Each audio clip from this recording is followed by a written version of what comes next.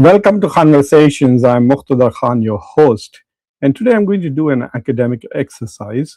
This is primarily for my students who are students of my undergraduate foreign policy seminar, US Foreign Policy, POSC 313, and this is also going to be helpful and beneficial to my graduate students who are in POSC 813. So in that sense, this is a double purpose seminar, but I decided to do it as a public conversation because it could be beneficial to other students of American foreign policy or foreign who study foreign policy as such. So what I'm going to teach today is an effort to very briefly tell you or show you what the elements and structure should be for a particular case study analysis, how to do a case study analysis of foreign policy, at least for my classes. So now there might be other professors who do it in a different way. It's up to them. And the advantage of keeping it open is that your suggestions are welcome, uh, and uh, and others can benefit from uh, sources that people who are watching this might provide.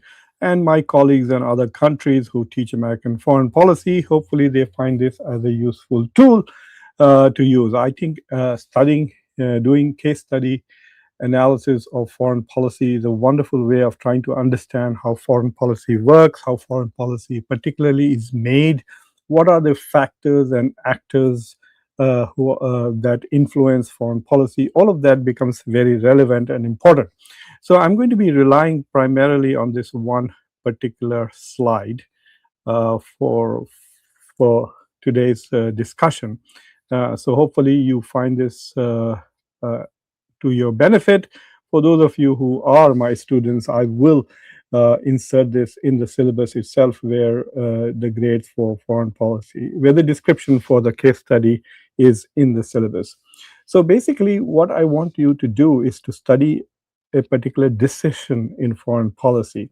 Sometimes you could say America's foreign policy towards the Middle East is to remain engaged, to protect its allies, to ensure that there is no emergence of regional hegemon, or that there is no intervention by other foreign countries in that region. So you could argue that is America's foreign policy.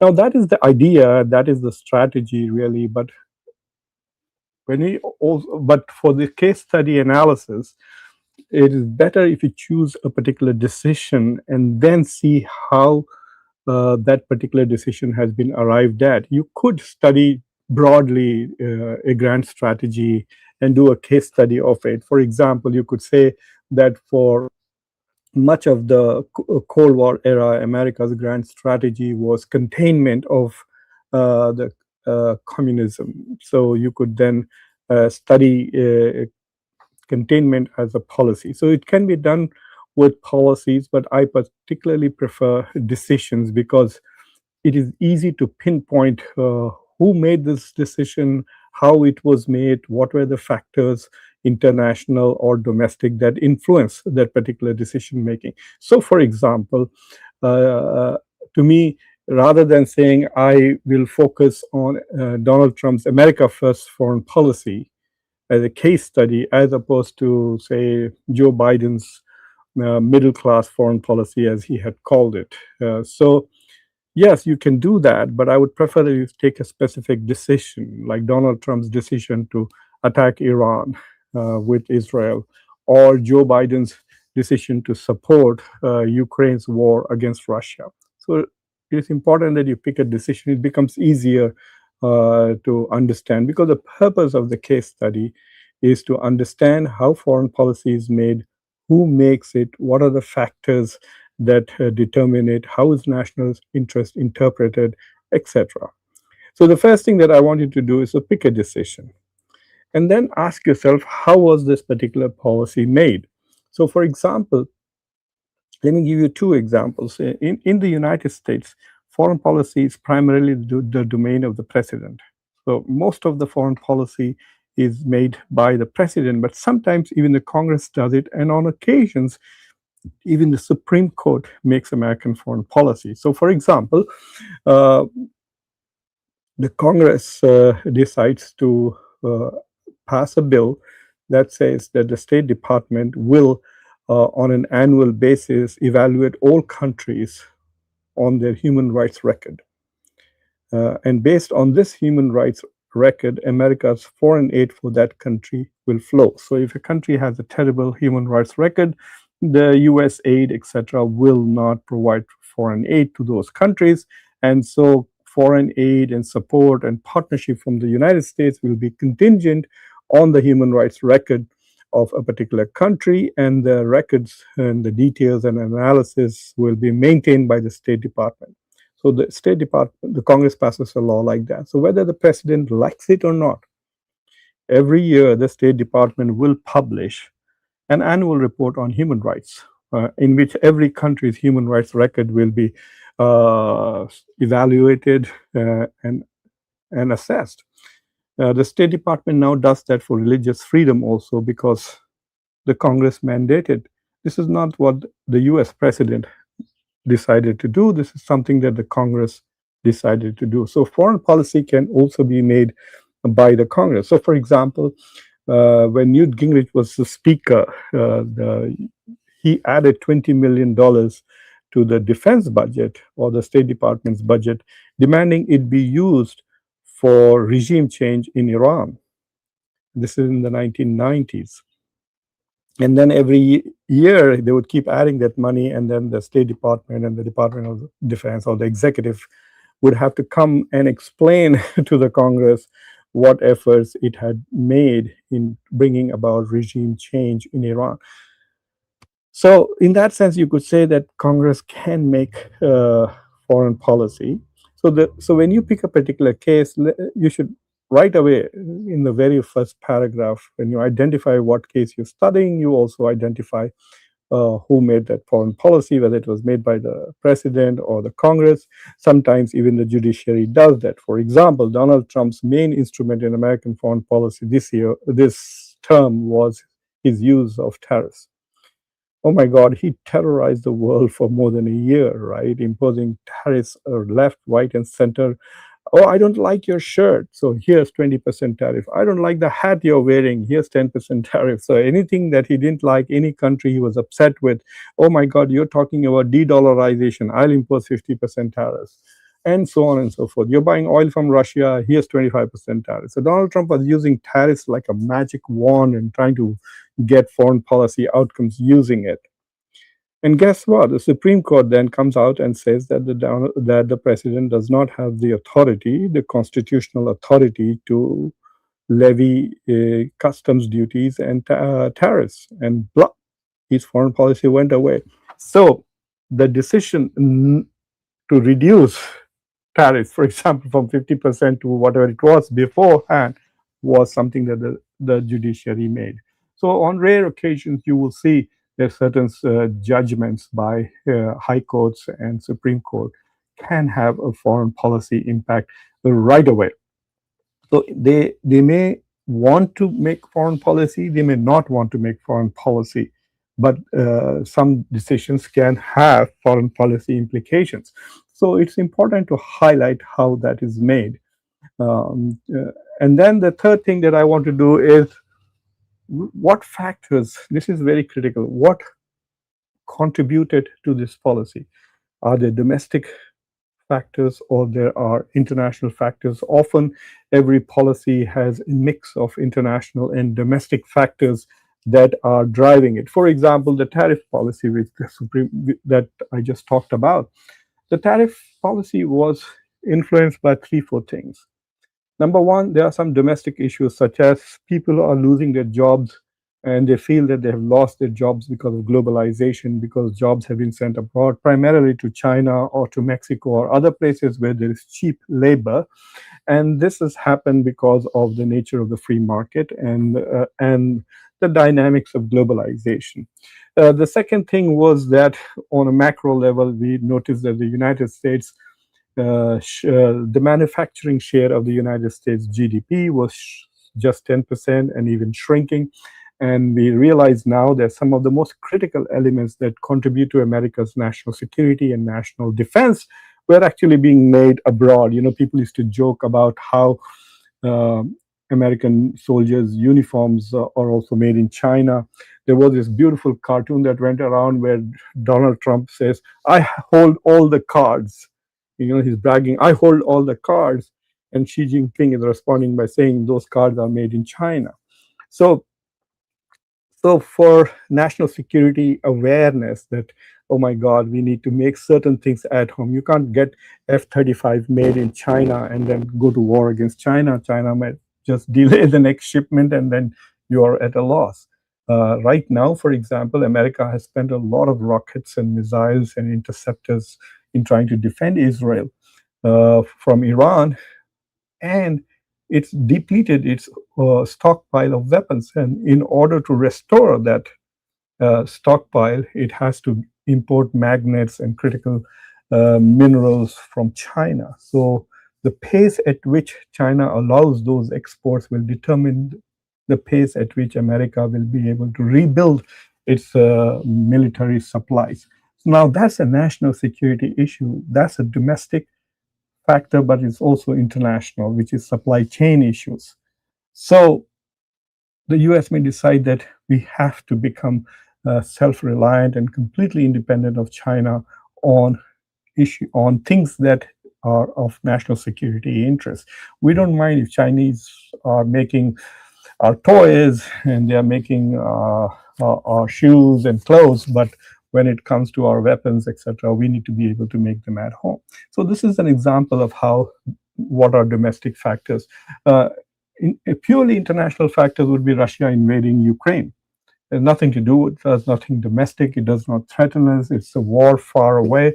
But we feel that it's important to protect Europe, and it's important to ensure that the balance of power in Europe is in the favor of the West. And so the United States will get involved in the war. It's an entirely international relations or an external factor that has influenced the war. So when you look at a particular policy, I want you to try to understand what are the factors that are influencing foreign policy. Is it just domestic factors? Is it international factors? Sometimes it might be neither. It might just be the ideology of the government or the president.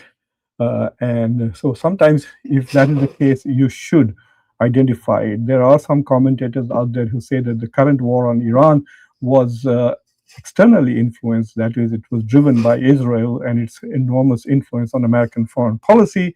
The American intelligence agencies had basically testified that Iran was not an imminent threat to the United States and that it was not building nuclear weapons. Yet the neocon ideology, which is determined to eliminate any current and future threats to Israeli domination of the Middle East, they've pushed Donald Trump to go into this war. So you could even identify if there are some ideological reasons why if a particular foreign policy is being, or a particular decision is being made. And so try to identify that. The next step, which is number 4, is which actors play the most important role. Now, that is where you have to understand who all plays a role in American foreign policy. So foreign countries and their proxies do play a role in American foreign policy. So, for example, in the early days of the Trump administration's second term, we attacked Houthis because they were threatening to block the Bab al Mandab, the Red Sea axis. So there you can go and forward and argue that there are external factors, there are countries, and the decisions that they do are playing a role in shaping what the foreign policy is. But at the domestic level, in the American context, because America is more or less a democracy on some issues, we do have many actors. So first of all, as I said, there are 3 players from the government, which is the president, the Congress, and the judiciary to some extent can play a role in shaping foreign policy or determining foreign policy. But then there are lobbies. And that is very important. Okay, the lobbies can play a huge role. So, for example, this current war, there were 2 lobbies that were 2 or 3, depending on how you count, that were very active in trying to push Donald Trump to go to kind of an existential war, to wage an existential war on Iran to destroy it completely.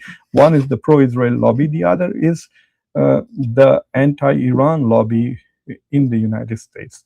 And the anti-Iran lobby, or the Iranian Americans, a segment of the Iranian Americans, like the Cuban Americans, for example, want to bring about regime change in their country, and so they lobby the government very hard.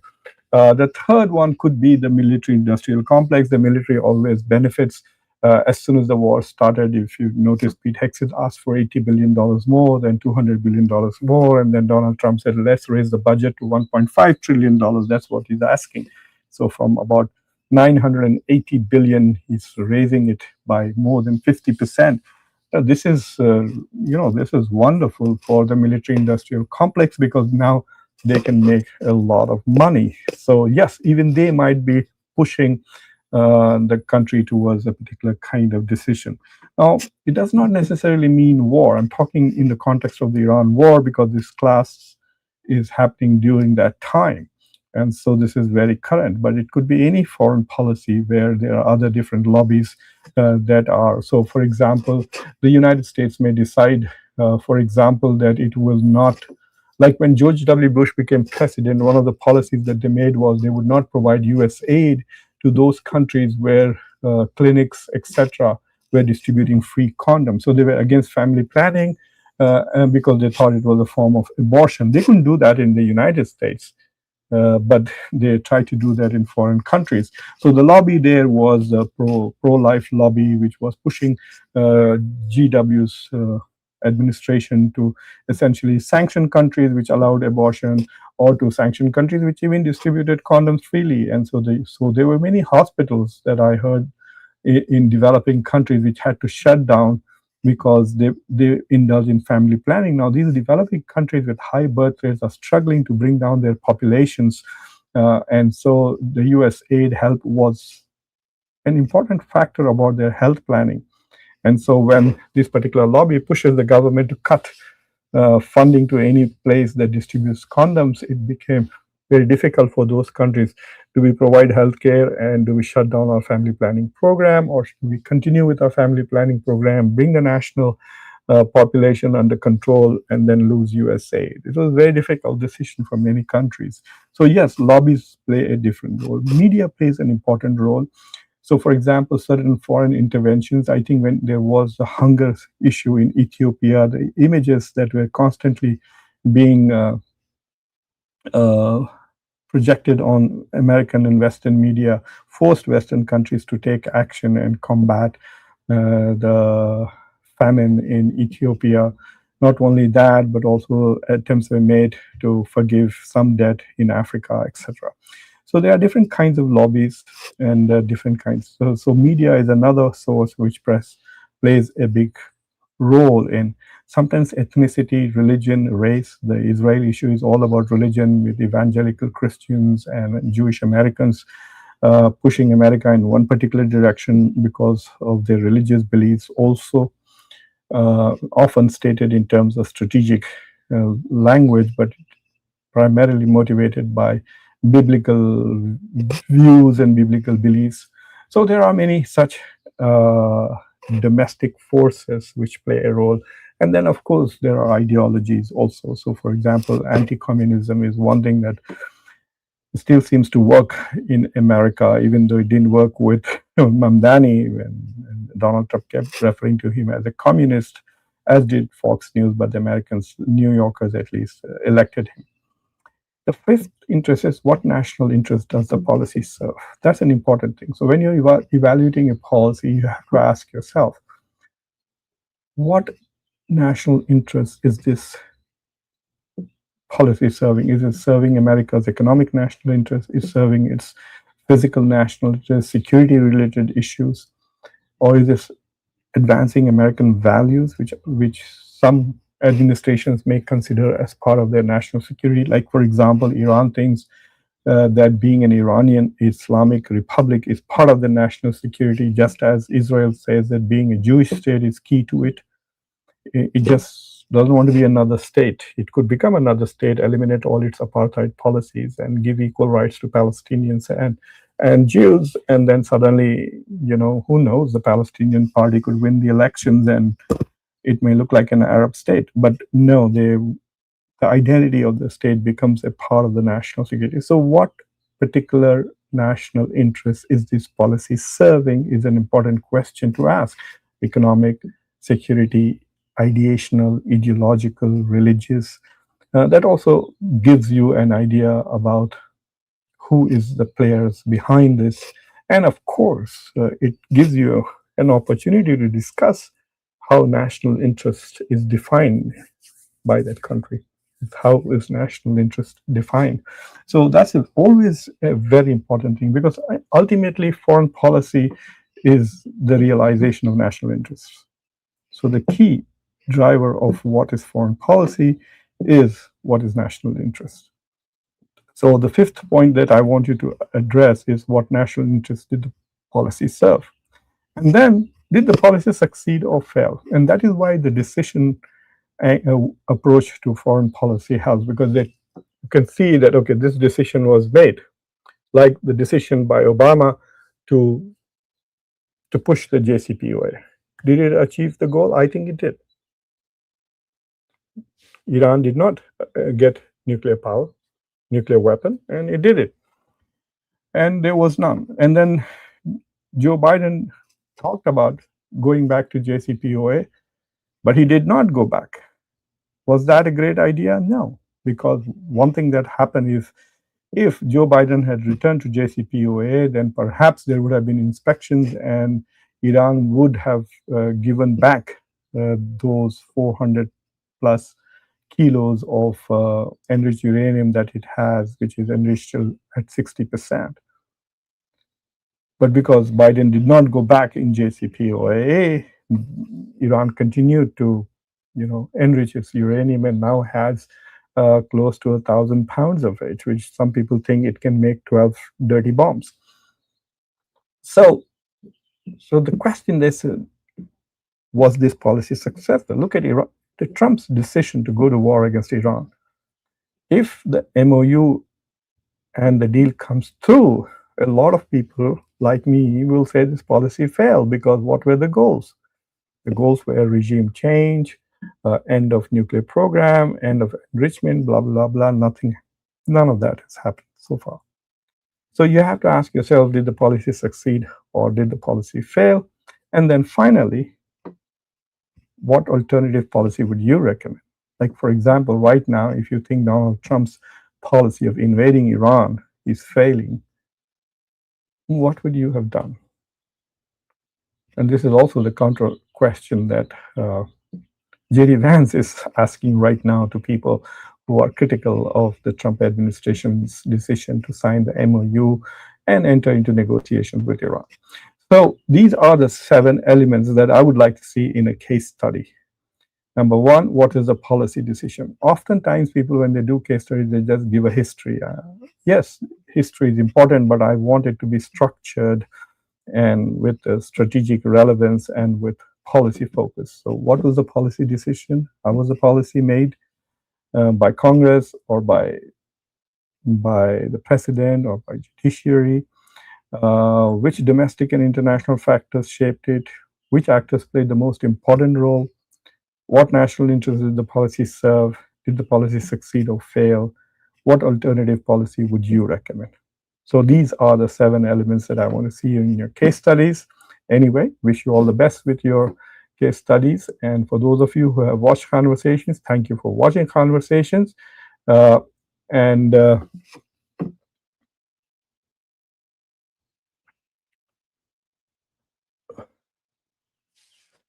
Anyway, thank you very much for watching. And apparently there is a question here that needs to be answered. Let me see what the question is.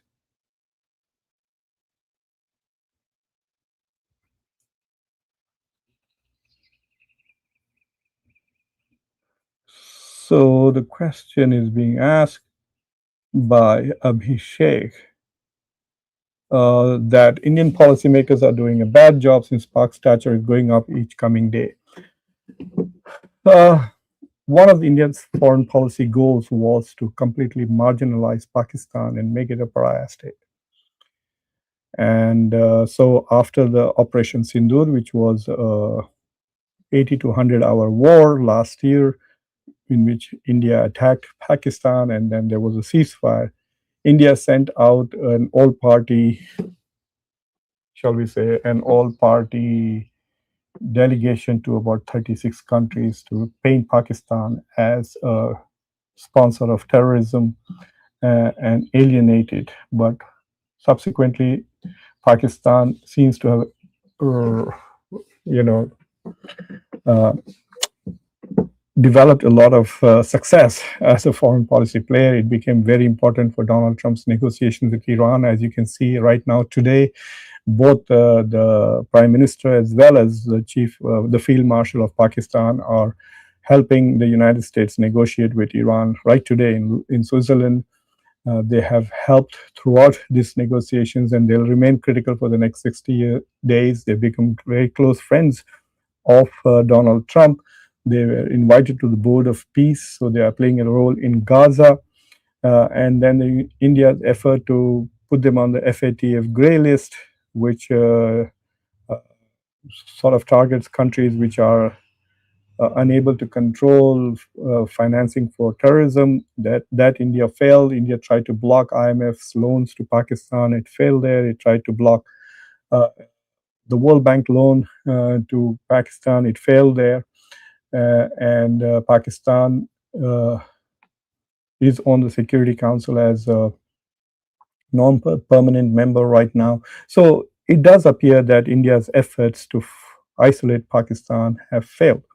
So from that point of view, if the goal of Indian foreign policy, which it is to make Pakistan a pariah state, then it has failed. And so that particular policy is failing. Not only that, Pakistan has become very central with a defense agreement with Saudi Arabia, working on another defense agreement with Qatar. So just 2 years ago, Pakistan was not that important for the Gulf. It is important now. So anyway, yes, on that particular, if we were to do a case study analysis on that, I have actually done this in the newspaper, The Hindu in India, in which I argued that the balance of power is shifting towards Pakistan. And take a look at it. It was published in the last 2 months. I also did an article for the Indian Express in which I talked about how India's diplomacy against Pakistan has not succeeded since Operation Sindoor. So anyway, thank you for watching Conversation, all of you, and students. I hope that this structure of the case study analysis will help you in your assignments. Take care. Bye.